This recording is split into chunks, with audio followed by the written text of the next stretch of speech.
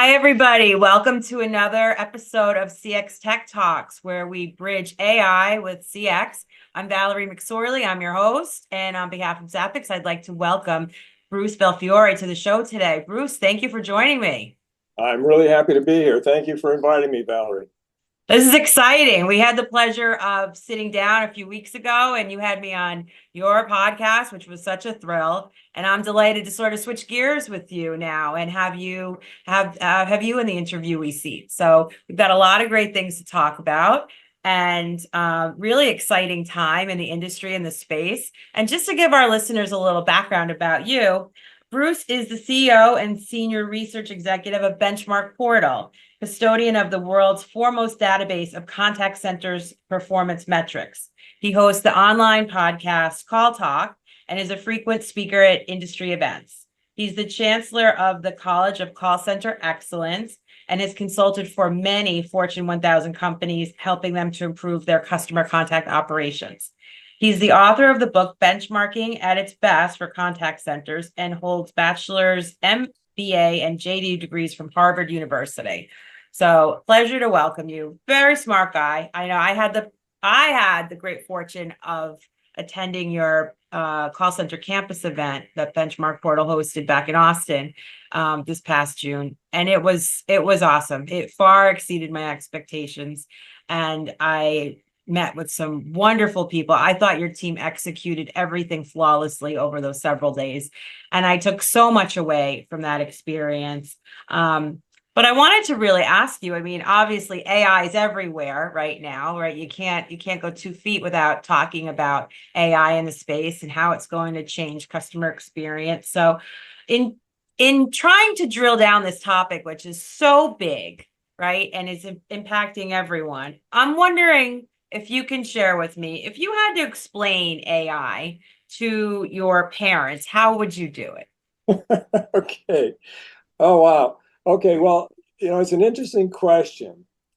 And, I've thought about my dad, who was a real estate agent in the 1960s and 70s. And he actually bought a computing machine that used the old IBM punch cards. I don't know if you remember those. I But sure do. Okay, so to me as a kid, this thing looked like a pinball machine. And he would have customers stand around the machine. And my dad would put in your requirements. So these punch cards all had little, notches taken out of them. And underneath, there was this mechanism that had basically knobs and rods that would push things up, right? And so he would put in the requirements of the customer, like 3 bedrooms, 3 bathrooms, price range, that kind of thing, and then push a button, and the machine would start whirring, and the lights would start flashing, and it sort of looked like something out of the Wizard of Oz. And the punch cards, among the hundreds of properties in the multiple listing service, what would happen is those that had the characteristics that you were looking for would get pushed up, and they'd be up by about quarter to a half an inch. And so what he'd do is he would then take all of those cards that got pushed up and go through them with the clients and find out what would meet their needs the best. Now, this was high tech back then, but the key is the same in the sense that it was patterns, right? Patterns, which would result in things getting pushed up, right? And that's also the key with AI. The old rods and knobs would be pre-programmed to push up the listings with the patterns that they were looking for. Fast forward today, AI is also able to use its functionalities to take input requirements, like the ones that my dad input, and then find patterns and pull in information to furnish answers. So it's not based here, however, on a couple hundred punch cards and a repurposed pinball machine, but rather AI pulls in information from electronic sources, right, that are accessible and can be as restricted or as wide as the internet itself. And so I would explain AI to my parents using an analogy they would understand. And that's what I'd suggest that everybody do, is try to find an analogy that your audience can understand to help them understand, how it works. But that's what it's doing basically. It's scanning through all this stuff. It's finding patterns that are useful. It's pulling them out, it's putting them together, and it's doing it for you. And one of the things that they talk about, Valerie, is that when you're using AI, you have to be very careful about how you, question it. What's the word that they use? How you do your queries, right? And Mhm. it, that's I think is still extremely important. Right, because AI doesn't know if it's wrong. It just gives Right. you an answer. It doesn't know if the answer is correct. So this is just a really kind of funny aside. Like, I don't know if you remember when I was on your podcast, we talked about my grandmother a little bit. She ran the mainframe computer department, and those punch cards you're talking about in the data processing unit. I used to play with those when I go visit her at work when I was a little girl. So I know exactly what you're talking about, those big cards with their like rectangular shaped holes that kind of were punched Yeah. out. So And do so not. so random, but yes, like I Yeah. think of how I would explain AI to her, and she would understand. I think she would have loved it. She marveled at technology. So that's great. That's sort of just a random. I had to acknowledge that because it's just a random observation of explaining this to people from previous generations. So over the past few years, what are your personal experience? Because you're working with, hundreds of contact centers on a daily basis. So tell us what your personal experience has been with your clients. Well, we've been following this for years, and I brought my team to the IBM Watson conference, and that Okay. was in 2016. And we were blown away. One of my colleagues even came up with a business plan that we presented to potential investors. It was a little too much ahead of its time, so it didn't actually go anywhere. But we've continued to follow it, and we jumped onto ChatGPT when it first came out, and we're currently leveraging AI in our current business. Would you like me to mention a little bit about that? Oh, yes, please. Well, basically, I think of it as three legs on the stool, plus a couple of others that are coming up. One is research. So one of the things that we have to do is to be able to explain things to people and to be able to help our clients to really wrap their heads around what's going on. So we do a lot of surveys and a Hmm. lot of writing on this. And we did an ebook. It's about 22 pages with a lot of graphics. And we really worked hard to make it clear, concise, and understandable. Unfortunately, the feedback has been great. So anyone listening to this who wants an e-copy, can write to me, and I'd be happy to send you a copy of that ebook, which we're trying to take people from a position of, yeah, I think I've got some idea of it, to I'm pretty comfortable now with the whole idea and what can be done. Um, and so in some cases, this is something that you might read yourself, or it may be something, if you were already pretty comfortable with it, you'll give to colleagues who are not quite as far along as you are. So that's one thing, is the research. Second is training. And we've been doing training for years now, College of Call Center Excellence, which we started in conjunction with AT&T back in the late 90s. And the training in our courses now includes AI, particularly the in-person courses, AI. So we've been leveraging it there. And then there's assessments. And the assessments, we have AI readiness and maturity assessments, which help clients to figure out where they are in terms of their own needs, because that's extremely important to do. So to have a complete assessment. And the fourth part is kind of pending, and that's where we've been asked by surveys by our community to come up with a catalyst group to bring together managers who can get together periodically, perhaps on a quarterly basis, monthly basis, to talk about AI and other management issues, and to do that in a way that is facilitated by ourselves. And so that's something that's pending, but we're looking forward to pushing that along, because I think there's going to be a lot of value in that. As you saw at Call Center Campus, people are very anxious to learn and to share. And whenever it comes to sharing best practices, that's basically what's in our mission statement and what we're all about. Absolutely. I mean, that's one thing that the industry really needs right now is a conversation and a robust ecosystem that's included in that conversation, because this is going to revolutionize the entire industry for a very long time to come. So having the right people to share ideas, to share concerns, there's a lot of fear and anxiety.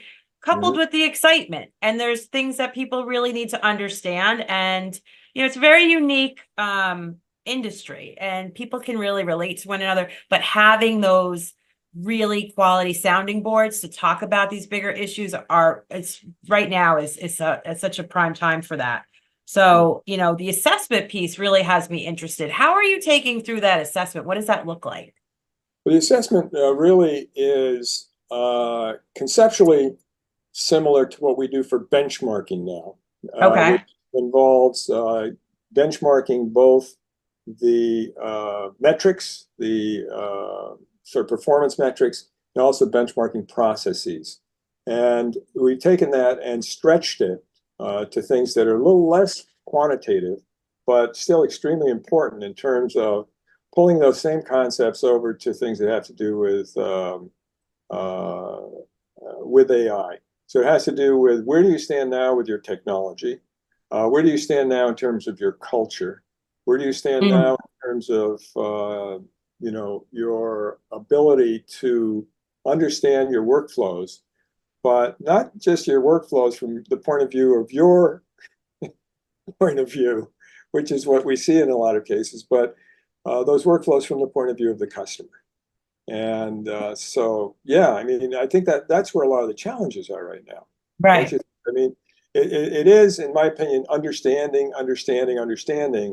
so that you can then go ahead and come up with logical and appropriate answers. So if you understand your own needs, starting with your mission statement, and don't forget that mission statement, put it up on the wall. I am a big proponent of putting that mission statement up on the wall. And every time you're thinking about doing anything, but especially having to do it with AI, is this in line with your mission statement? Understanding your workflows, understanding how technology can improve your workflows and help you fulfill your mission, okay? And then understanding what you already have in your toolkit. What we see oftentimes is people don't even know what their furnishers of technology already have available, and they may even be paying for it, but they're not using it. And Yes. so being able to utilize that is important.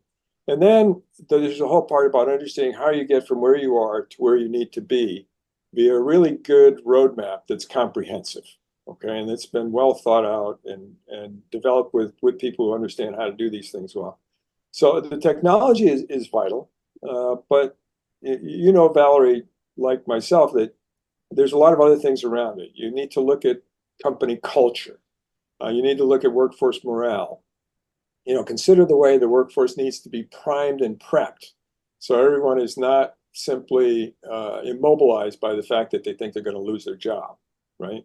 And basically having them understand that they're being primed and prepped for a more upscale job, if I could put it that way, that's going to be even more satisfying for them, because they're going to be dealing less with the problems that can be taken care of by technology, and they'll be helping the customer with the information that they need. So I think these challenges are key in doing it right. On the other hand, when you think about it, all the things that I just talked about, they're the essence of good management, right? And True. good management. So, and we as managers know that when we do the things that are the essence of good management and they work out because we've planned them and thought about them and all that kind of stuff, it's extremely satisfying and a lot of fun at the end of the day. I mean, there's always challenges, but it's a lot of fun. And I think if you take it with that approach, you'll get a lot out of it, and so will your organization. Well, it's that moment where preparation meets opportunity. And I know, we talk a lot at Zappix about how really anything that can be automated should be, and that there's no reason to be sitting in long queues and long hold times waiting for an answer that could be accomplished with self-service in a text message. So anything really sort of easy, low target, agents want to work on more complex issues. And if they're just looking for an order status or a tracking number, that's not that interesting. So, it will mature the role of the agent, which I think has been under evaluated for a very long time. by organizations. The agents have a very tough job. We talked a little bit about what's your why when we were in Austin, and very much in alignment with the culture and the mission statement and the values, and understanding why people do the things that they do. And I think that part of that challenge is that because agents are so underpaid, and it's not acknowledged how the technology, while it's made their job easier, it's also made it more complex. They've got multiple screens to go through. They've got angry clients. They've got, very large volumes of work. And, most people aren't calling to just say, hi, how are you? And they've exhausted every channel that they could to find their own answer with self-service. So, maintaining now, as we're bringing in more AI and bringing in sort of that human touch, one thing I've noticed a lot is that leaders want to make sure that, and I think consumers want to know if they're interacting with AI, if they're interacting with a human. And I think that's a critical piece of moving forward.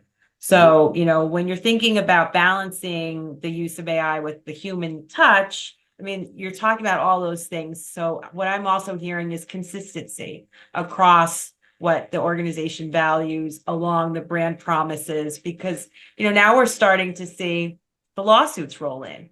And what I am finding particularly interesting about some of the lawsuits around AI is, for the most part, these brands, they all have outsourcers. So the lawsuits are going towards the brands, but it's really the outsourcers that are having the issues related to data breaches and privacy concerns. And I think that is really kind of fascinating from the consumer perspective, because they have no idea that this is going on. Right. Yeah, but it is, and that connection between the outsourcers and the brands are extremely important. They have to be well handled, and the communication, the human communication there is extremely important. That can't be taken over by AI, that's for sure. And at the we saw at the breakfast that you did, the Women in Leadership, where the human communication is something everybody is hungry for. And when you think about it, managers in our industry in particular, right, are people who like communicating. So we have to keep that in mind, and we have to do it well. And you did a great job in terms of turning that on at the breakfast. So anyway. Well, thank you. I mean, we're in the business of care. It's customer care. So we've got to take care of people. I think that's, that's got to be the focal point of everything, really providing that caring experience along the way, taking good care of people's private information, taking good care of their managing their expectations. We all are here to delight our customers. So as we think about this time and all these changes, where do you think this is going to land for some of your clients in the not so distant future? Well, what major changes do you anticipate seeing? I think that there is going to be a lot of acquisition of technology, and hopefully, done well. One of the things that needs to be done in the short term and in the long term is to balance the use of AI with maintaining the human touch, right? Yes. Which we've sort of talked about. It's so important. And let's keep in mind that the customer is human at this point anyway. Okay, that will always be, we'll see. But contact centers are increasingly hybrid, right? So they're bots and automation on the one side, and they're human on the other side. So we have three things to balance here. We talk to clients about.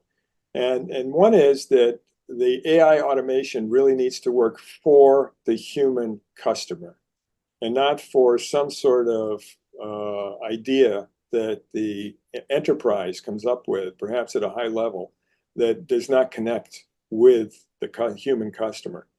And it means that the AI knowledge base needs to be really well nourished and maintained and monitored to make sure the system doesn't make mistakes, right? The kinds that can add up to losing customers and also causing lawsuits. Second, we need to make it easy for the customer to get a human agent when they need to. And remember, they will be the judge of when they need to, because in general, a silent generation person, right, is going to have a different threshold than a Gen Z person in many cases.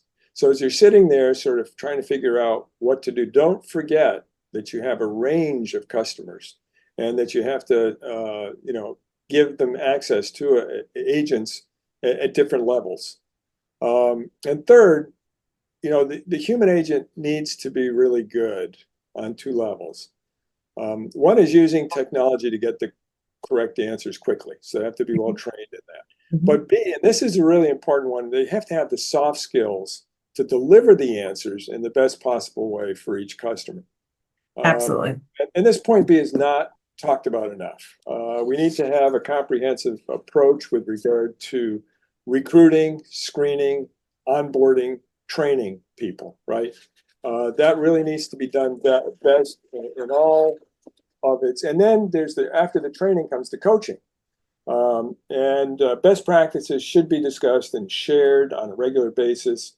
We have clients who not only use our certificated training, but also use our Learning Channel Plus 5-minute videos that hone in on 30 plus different soft skills that can make agents superstars. And you want them to feel good about themselves. You want them to feel good about what they're doing. And so those are the things that help you keep balance the use of AI with not just maintaining, but optimizing the human touch. Well, I love that. I mean, we talk a lot about that at Zappix as well. We call it the humology, like blending the AI with the agents. And, one thing, although I don't have a crystal ball, I am going to double down on the fact that 5 or 10 years out, we will still be dealing with a human customer. That I will I'll bet it all on that.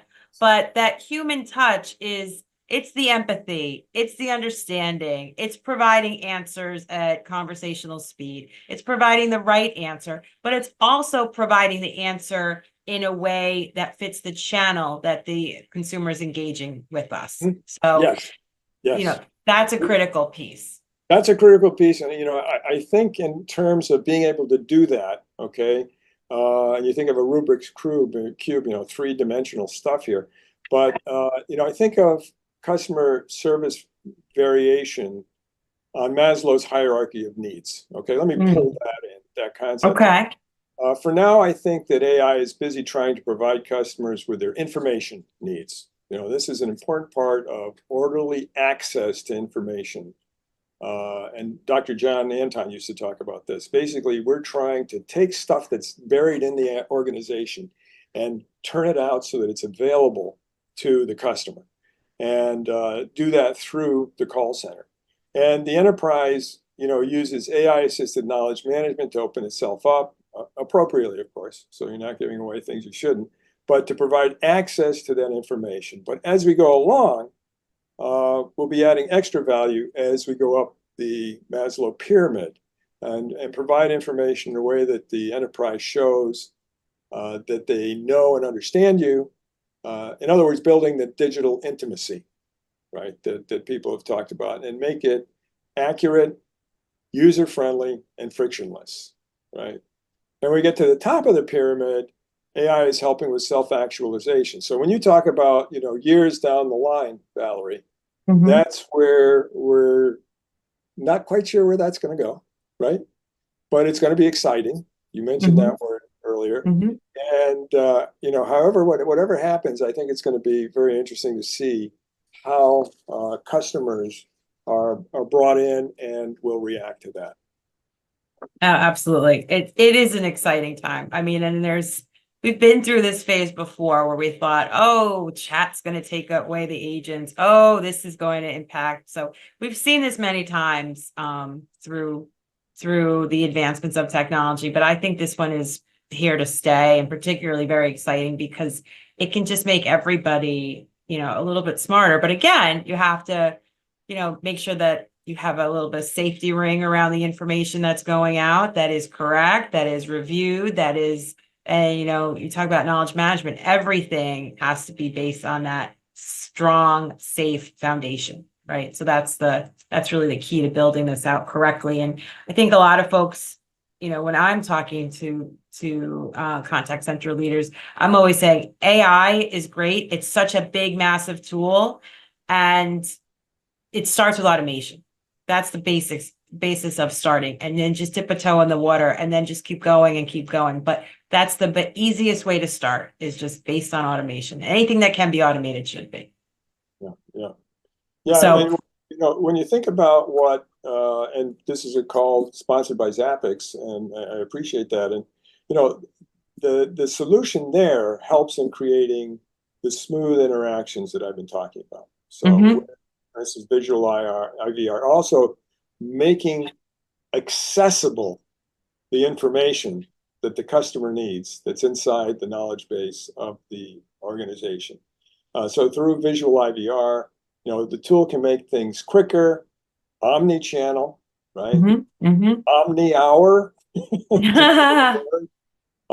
Companies and customers want an anytime, anywhere channel tool that will provide the service people want. And do I need information? Do I need to do something? Make a payment, make a doctor's appointment. If it's Saturday, I don't want to have to wait till Monday to actually make a call. And this means your company's brand will be enhanced, and it will help to build the relationship, the loyalty that we're talking about also when we're talking about the Maslow hierarchy. So the digital outreach, self-service, which empowers the customer, right? The digital agent assist that empowers agents. This is all part of the picture that we're talking about here. Well, it empowers the agent and the organization as well. So it empowers the agent with the right information, but it also prevents, deflects, and optimizes calls before it even gets to the agent level. So that's just a great way to just take some of the burden off of the agents as well. So, we've covered a lot. I feel like you're so knowledgeable, and you just love talking to you. You're the type of guy I can have on the show all day long. So, what would you say to, as you're going forward, what's your best advice to a contact center leader on where to get started? Your best advice, what's the first thing you would do? First thing I'd do is go back before going forward, in the sense that go back to your mission statement, right? Go back to what you already have, and then understand how to create a roadmap that's going to get you to where you want to be. I'm a big believer in understanding where you've come from, and a big believer in understanding the vision you have for the future, and trying to make sure that that journey is really good, coherent, and is in context of your mission every step of the way. So that's what I would do. Then there's all kinds of juicy, interesting things that are part of that journey. But you asked me for one thing, and so that would be it. Yeah. Well, I always say, if you're going to go to Florida, we don't get in the car and head towards Ohio. So having that roadmap and having the good guideposts, and more importantly, the technology, the leadership, and the conversations to help guide you along the way always make for a good road trip. Yeah. If I could just say, I saw the interview that you did with Mark Brody. About Boston, driving in Boston. Right? And then nobody would want to do that. Well, it happens that I was driving in Boston before I transferred to Italy. I happened to be a dual national, Italian and American. Lived over in Italy for 10 years. And I found it to be extremely good practice driving in Boston to get me ready for going over there. Oh, that's funny. So when I first moved here, I'm a New Yorker originally. When I first moved here, I would just go out and purposely get lost in the car so I could find my way and learn the city a little bit. Yeah, this is before GPS. This is like, I would just go out, drive around, and try and find my way back. And I would go out and just see the city. And so I love that analogy, because it's true. It's absolutely true. No better way to learn. You just got to get in there and experiment and drive around and take a look, and you never know what the ride's going to bring. So Bruce, thank you so much. I really appreciate you sitting down with me today. Well, thank you for having me. I really enjoyed this, Valerie. Thank you. And I look forward to seeing you again soon. Great. Okay. Bye-bye.